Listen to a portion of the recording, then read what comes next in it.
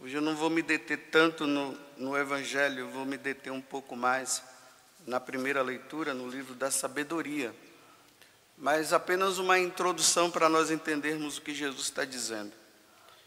Lembremos que no tempo de Jesus, o domínio que existia lá entre os judeus, quem os dominava eram os romanos.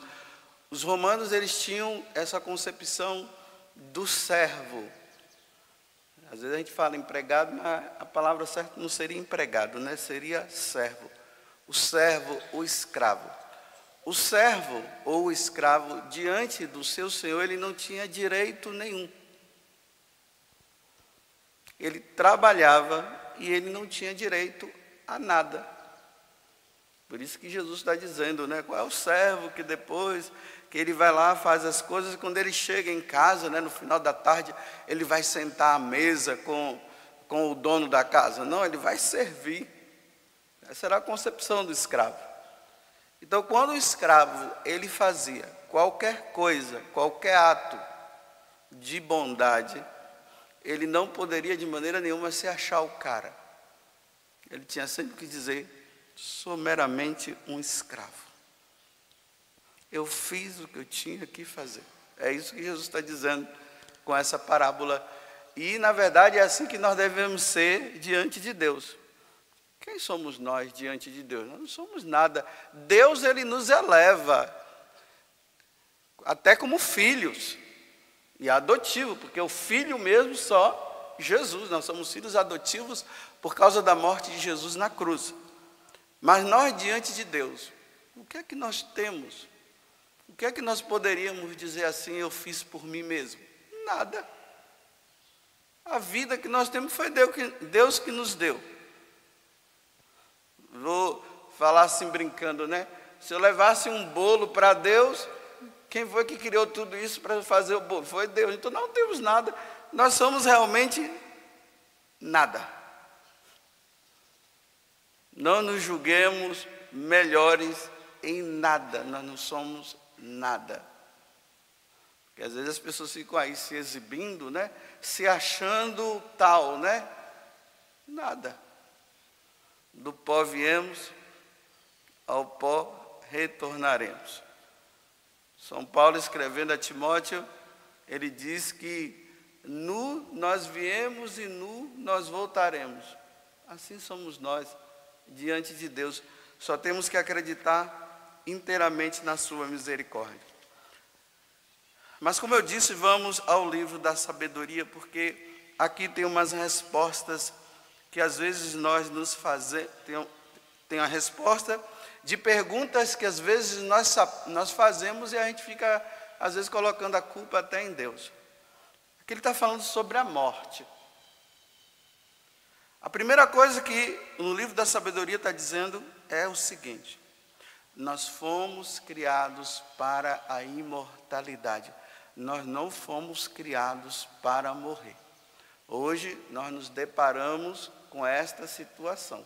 Todos nós iremos morrer. Mas por que nós vamos morrer? Aí ele está dizendo. Porque o homem, desobedecendo a Deus, não fazendo o que Deus pedia, Deus disse para ele, não coma do fruto daquela árvore, senão você vai morrer. O homem acabou obedecendo a serpente e acabou comendo do fruto, e aí agora nós nos deparamos com a morte. Aí ele está dizendo assim, a morte ela entrou no mundo por inveja do diabo. Porque na verdade o demônio ele ficou com inveja de Deus ter nos criado.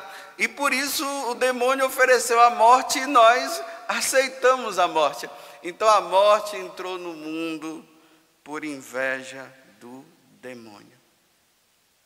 Mas aqui agora entra a revelação. O que nós podemos tirar de bom até dessa questão da morte? Primeiro, porque nós professamos nas solenidades e nos domingos, nós professamos lá, creio na ressurreição da carne, creio na vida eterna. Então, quando Jesus morre na cruz, ele mata a morte. Imagine, né? Ele matou a morte. Então a morte agora passa a ser uma passagem para a imortalidade. Porque quando nós morremos, nós vamos para Deus. E lá, aqueles que estão com Deus não irão morrer mais. A morte torna-se apenas uma passagem. Aí aqui, quando nós vamos lendo o livro da sabedoria, nós nos deparamos com duas situações: os ímpios e os justos, ou seja, os santos e aqueles que não acreditam em Deus e renegaram a Deus por completo. Aí os ímpios, eles começam a dizer que não existe a imortalidade. Ele vai dizer que o céu não existe. Ele vai dizer que a ressurreição não existe. Então, se a ressurreição não existe, se Deus não existe, então eles estão dizendo: aproveita a vida do jeito que está, enquanto é tempo, porque depois que você morrer não vai ter mais nada. É assim que os ateus falam, é assim que aqueles que não acreditam em Deus, eles vivem dizendo: aproveita, rapaz, você está querendo essa história de santidade? Isso não existe não, nem Deus existe, olha, acabou, morreu, acabou. Aí os justos, agora eles falam da seguinte forma: vocês ímpios estão dizendo que depois da morte não tem mais nada, né? Então tá bom. Aí, porque essa passagem aqui do livro da sabedoria, nós temos que entendê-la diante de um velório. Então, para você que já foi em velório, mas tem aqueles que não vão com medo. Então, para aqueles que já foram, está lá o morto. Vamos dizer que o morto seja justamente o santo de hoje, porque hoje nós estamos comemorando São Josafá. São Josafá, ele entrou no céu. No dia que ele é martirizado, ele entra no céu. Então, quem é esse homem que está ali morto e as pessoas estão em volta dela? Era um homem que tinha um espírito de oração muito grande. Ele rezava muito. Ele se tornou bispo e, além de bispo, ele se tornou santo. Ele praticava a caridade, ao ponto de que um dia ele encontrou uma mulher, uma viúva que não tinha nada.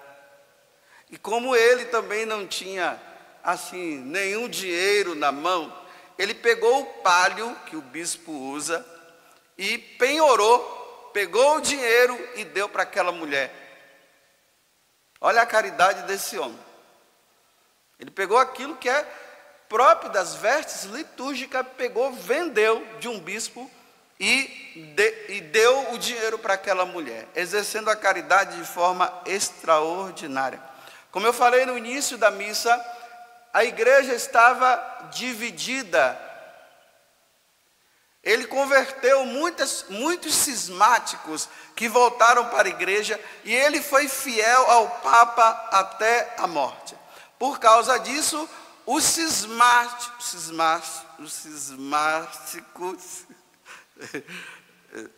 pegaram ele, desculpa aí, né, porque de manhã cedo dá um problema. Pegaram esse homem, esse bispo, e torturaram e mataram até. O torturamento dele foi tão grande que levaram ele à morte.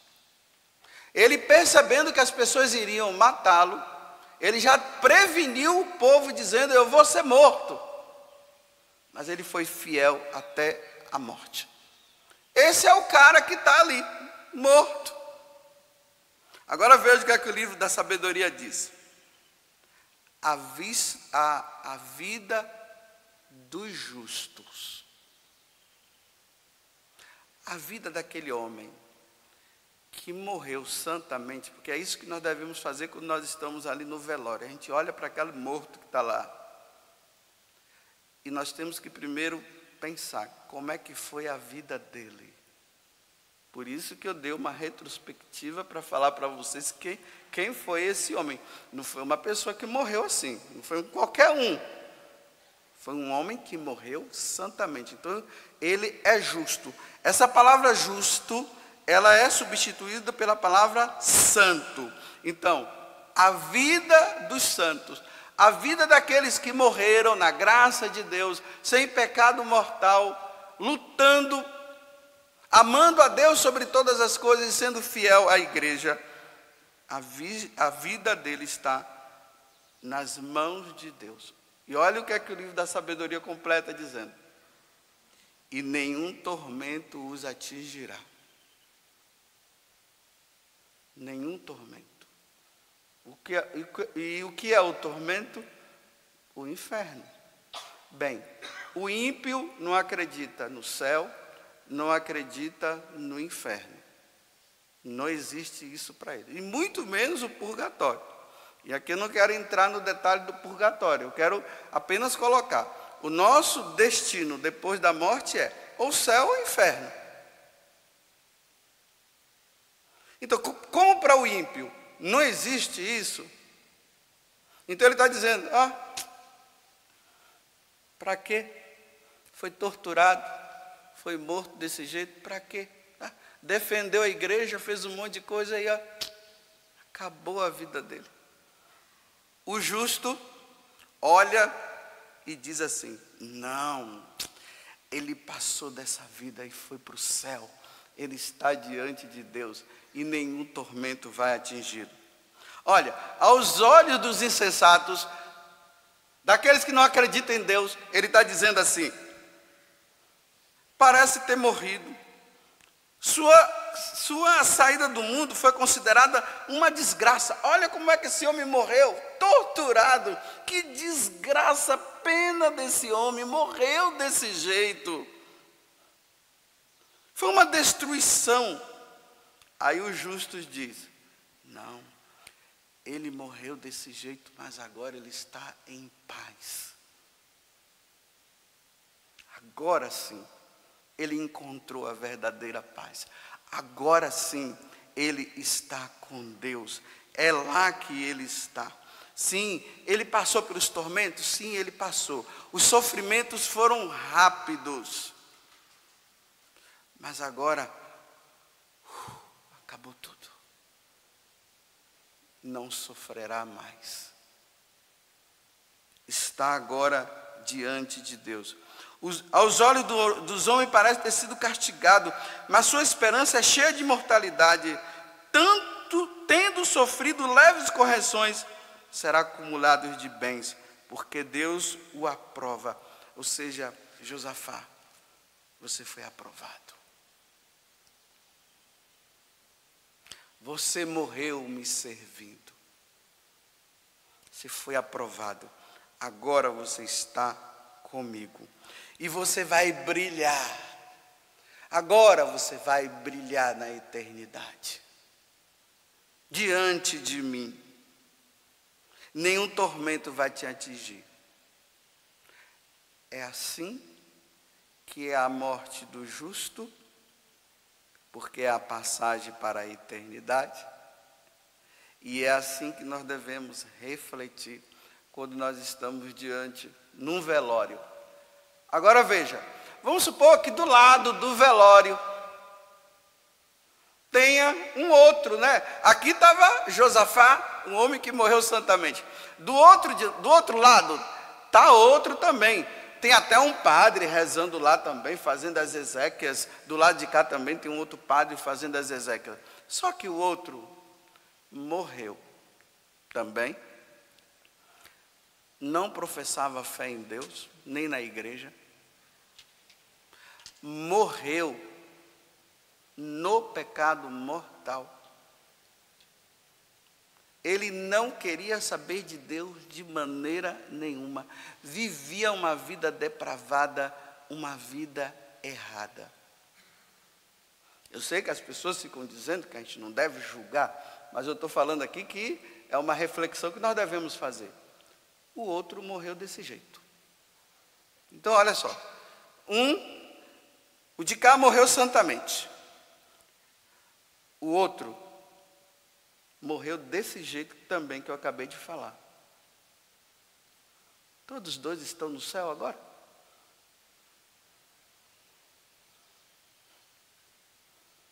Todos os dois estão no céu?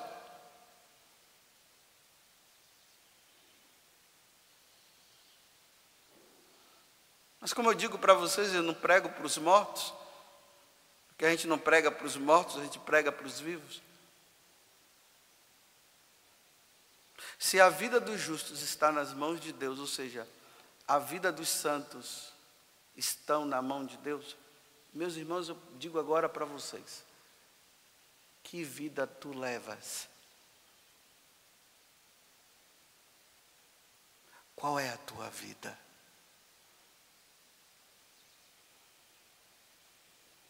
Você leva realmente uma vida de santo, uma vida santa? Será que no dia que o teu corpo estiver ali no caixão, e lembremos que nós estamos no mês de novembro, onde nós lembramos isso, o mês de novembro é o mês de novembro para lembrar isso, não é só no dia 2 não, é o mês de novembro todo. Então você está ali, o seu corpo está ali. As pessoas estão velando o seu corpo, porque depois vai ser colocado lá no cemitério.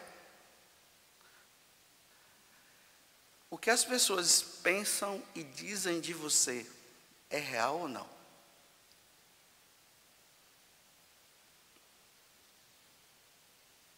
Porque, olha, também não vai importar o que você disse. A questão é que já foi julgado. Se levou uma vida santa, realmente está diante de Deus. E nenhum tormento vai atingir, como o livro da sabedoria está dizendo. Agora, se essa pessoa morreu numa vida desgraçada, de adultério, de cocaína, foi morto, mataram ele assim, no tráfico, numa vida errada, entre homem com homem, mulher com mulher, e morreu desse jeito. Eu sei que você não quer encarar a verdade, eu sei que você quer dizer que aquela pessoa está no céu, mas meus irmãos, não está. Porque ela morreu numa vida errada, morreu numa vida de corrupção, ela não se arrependeu. Eu estou falando daquele que não se arrependeu. Porque se arrependeu, está no purgatório. Mas se não se arrependeu, não está. Só que as pessoas querem, elas não querem encarar a verdade. Então elas querem dizer assim, não, está no céu, ela está no... Sim, vamos dizer que está. Vamos nos consolar uns aos outros, né? Vamos dizer que está, para ficarmos em paz. Só que nós ficamos em paz e aquela pessoa não está em paz. Porque não morreu em Deus, não morreu numa vida santa. Por isso, meus irmãos, terminando agora a homilia, vamos dizer assim, vamos ser santos então? Então, aos meus irmãos da Canção Nova, na qual eu vivo também, vamos ser santos, meus irmãos da Canção Nova? Porque será que todos os que estão na Canção Nova vivem uma vida santa mesmo? Todos? Será que todos os que estão na comunidade Canção Nova, quando morrer, já morreu hoje, nós já temos um intercessor no céu? Hein? Porque assim, morreu, já temos um intercessor no céu. Mas será que nós estamos levando uma vida santa? É consolo dizer que nós temos um intercessor no céu. É um grande consolo para nós. Então, se nós já temos um intercessor do céu, não precisa mais rezar por ele, não, porque já está no céu. Já é santo.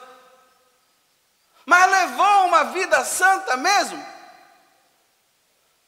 E agora eu digo aí na paróquia. Nessa paróquia aí, você que está me ouvindo ou está me assistindo, que já deve estar até com raiva, e fica com raiva mesmo, mas muda de vida. Você, realmente, se Deus te levar hoje, você aí que fica se mostrando, dizendo que você é da pastoral disso, que você é da pastoral daquilo, que você faz isso, faz aquilo, a sua vida de pastoreio de santo mesmo, você leva uma vida santa mesmo?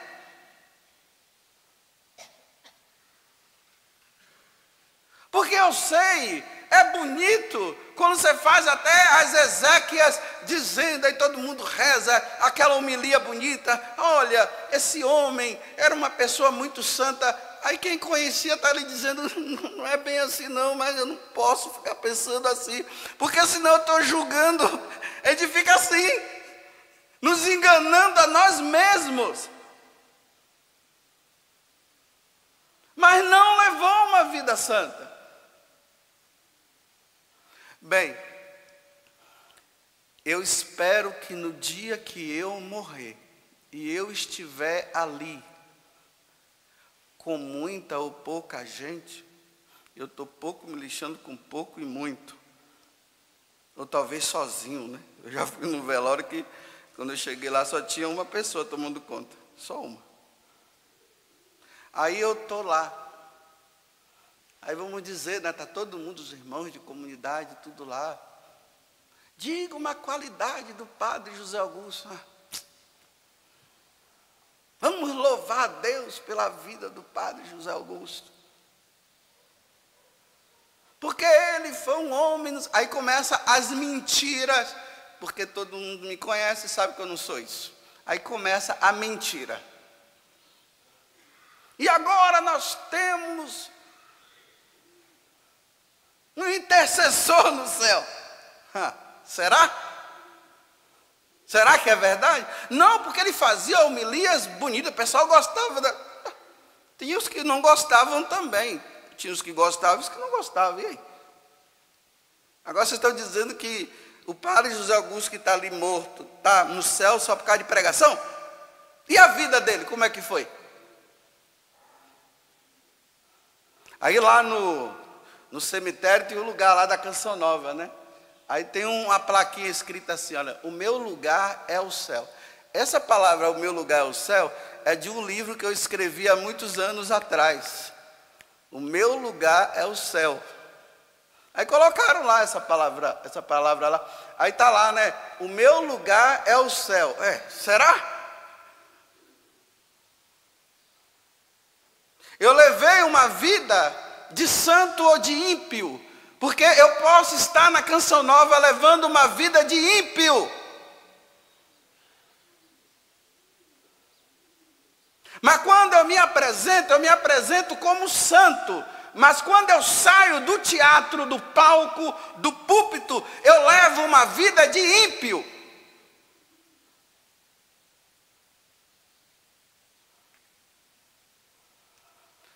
Acabou a homilia. Cada um faça da tua vida o que quiser, porque eu vou lutar para ver se eu chego lá e para ver se realmente o meu lugar é o céu do livro, vai ser verdade. Só que vocês não vão saber, vocês vão ficar tudo aqui dizendo, mas você não sabe. Só eu vou saber se eu estiver lá ou não.